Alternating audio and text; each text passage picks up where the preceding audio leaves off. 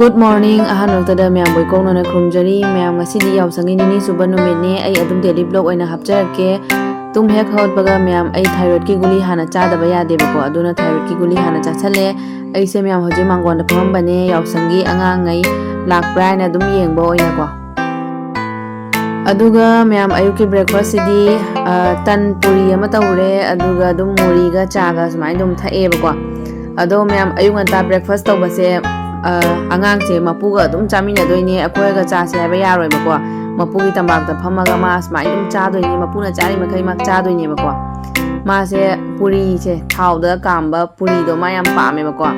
aduga muri ga yam pame ma tan se yam pame bako ata yam pamba tar aduga myam nakan da hawdong myam amsu laiye muri su chai je mapuga ma ga yam yanai bako mapuna school chalamdai matam se ma dum kapna le hawdro bani mapu school chakre na akhoi hawdong myam chengo ata bjan cha bani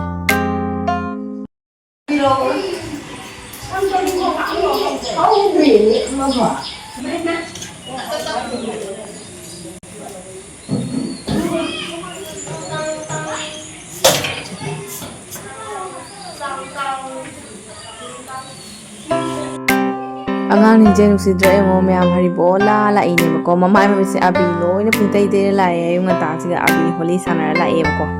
aina photo copy ge che lo na hai bani do photo copy ni usidra ngo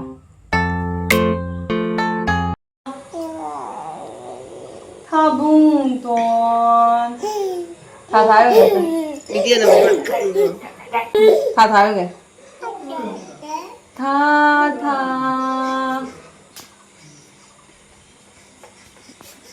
tao xin nói đây chị tôi đi lên thả rồi ông cắt như này không nè cắt rồi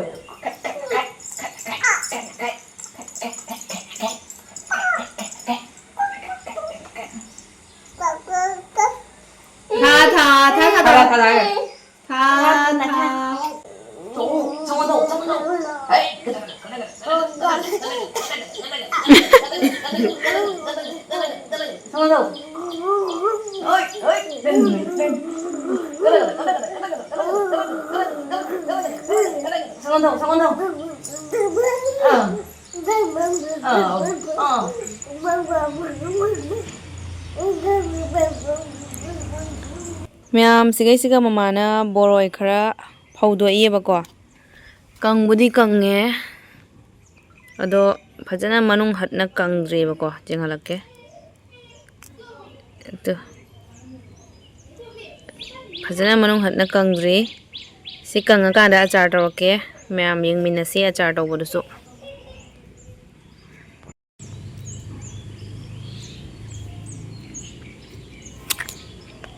masih dia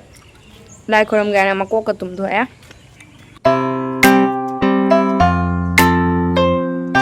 imagi kan hai kana no machani hangkong na mai khong iba hao ne mama chang din chang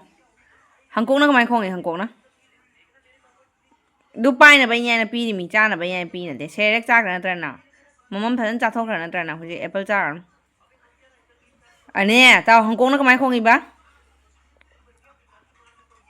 hangkong na mai khong iba ga papa ko rom thenge papa ko renga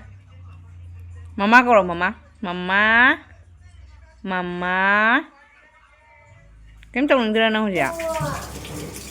mayam ngasigi mathel sidi siga aina laphutro bora ma haure aise bora yam pame bako ai tana akhoi gi yum gi family puna mang bora yam pame aduna bora sidi khara yam haure aduga papa na nakan da hinjang sembiri bako ngasidi YAUSHANG gi moi ban ni na ko ma hinjang sembirak ke aina siga khamen simbi alu motor truck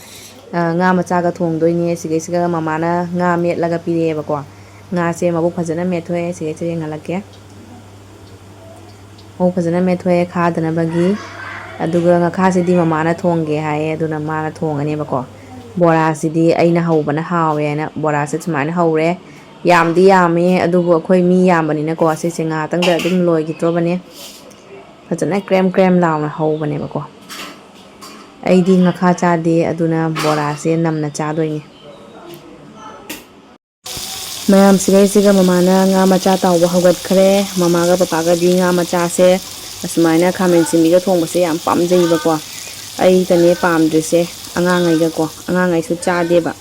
ꯑꯗꯨꯅ ꯑꯩꯈꯣꯏꯒꯤꯗꯤ ꯑꯥꯂꯨꯒ ꯎꯔꯤꯒ ꯏꯔꯣꯟꯗꯣꯏꯅꯦ ꯃꯌꯥꯝ ꯏꯆꯥꯅꯨꯄꯥꯁꯦ ꯃꯈꯨꯠꯇ ꯕꯣꯔꯥ ꯑꯃ ꯄꯥꯏꯁꯜꯂꯒ ꯃꯥꯃꯣꯒꯤ ꯃꯊꯛꯇ ꯇꯣꯡꯅ ꯂꯩꯔꯤꯁꯦ ꯌꯦꯡꯉꯣ ꯆꯠꯂꯣ ꯁꯤꯅꯤ ꯃꯥ ꯍꯥꯏꯁꯦ ꯃꯥꯃꯣꯅ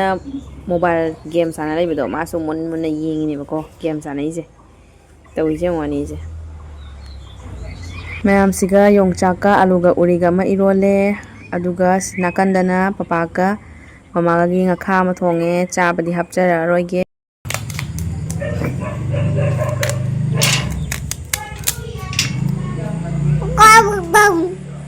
Kari?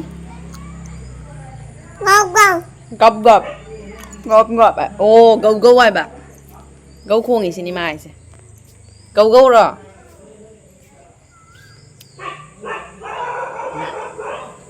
Mà.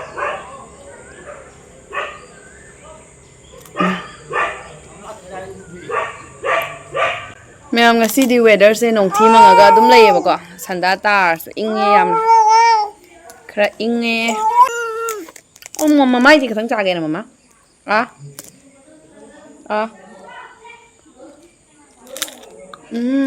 Hao nha.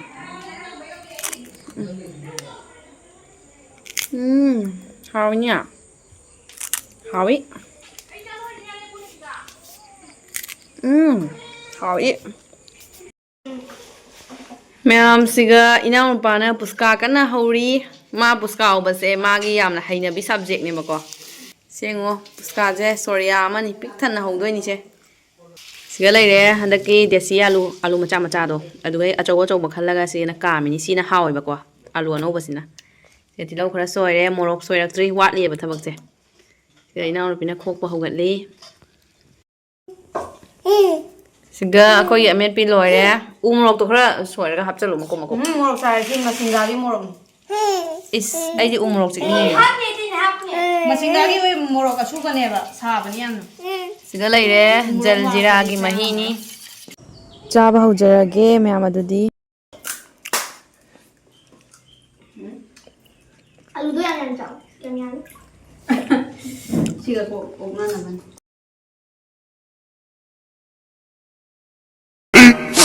15 minutes later.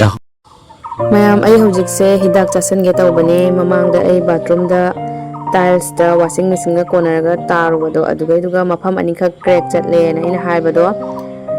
adudo phana bagi hidak ne angang se hojik chawakoi matungina lenga koi matungina aingonda khwang che mung na ba hogale bako aduduna seise amana calcium ne amana painkiller ne bako na ba phana bagi hidak ne painkiller sidi